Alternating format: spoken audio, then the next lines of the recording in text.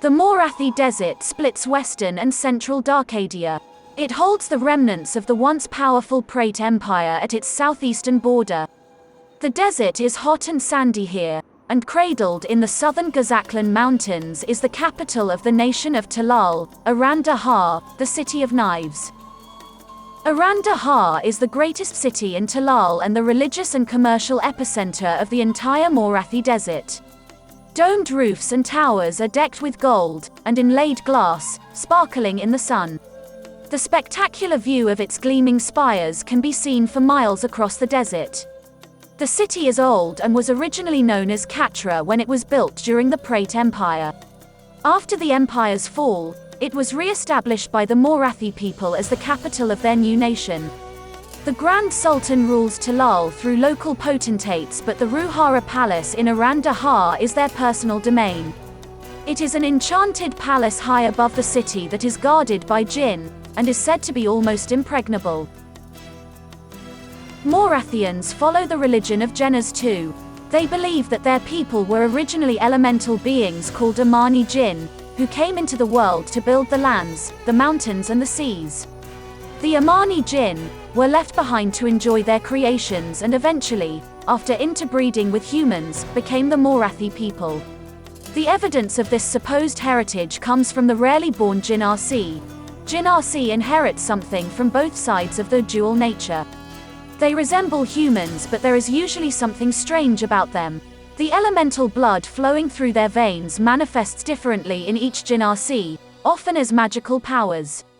As a people touched by elemental power, Jinnarsi were viewed as seers, prophets, and chosen ones.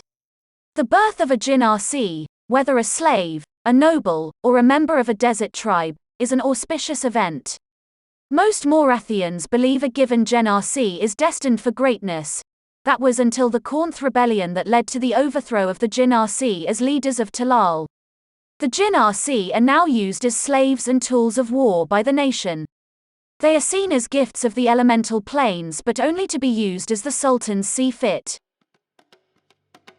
The southeastern Morathi goes from sands to plains with many small rivers. Much of the Morathi's agricultural and livestock comes from this region, and the sultans have always maintained a tight grip on the land. The midwestern Morathi runs alongside the Gazaklan Mountains. Here cities and villages become more scarce the further you travel north. It is dry and harsh here, where winds abrade jagged rocks and creatures lurk in hopes of finding easy prey. Central Morathi is almost completely inhospitable. It has few locations for water, and the desert is at its most dangerous here. Deeper in the central desert are the many ruins of what Morathians call the Ancient Watchers, but based on old text, they were once called Harvana, or Demon Eaters. These ancient beings were said to be here even before the Amani Jinn, and there were many wars fought between them before the Amani Jinn came out victorious. What they have left behind are deadly ruins that only the bravest archaeologists and explorers dare to enter. The sultans have banned entry to this region to avoid needless deaths. The central desert is also where the fabled glass towers of Azarath can be found. It is said that centuries ago, the mages of the Morathi chose to create these hidden towers as a way to escape from being used as pawns by the sultans. They created a city where only those who truly seek knowledge over conquest can find. Lured by tales of ancient spells that have the power to bring the skies crashing down, many a wizard have wandered the deserts until their deaths, their last journal entries always detailing how they can see the towers as a mirage in the distance that they can never reach. The northern Morathi is scorching hot by day and freezing cold at night. The only people to call this land home are the nomadic Sanad tribes. These 13 scattered tribes are diverse and have been hard to control or tax by the central authorities of Talal.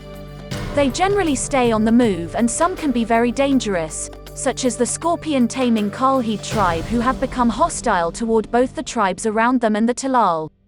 In the last decade, a rebel warlord has united many of the Sanad tribes under a single banner.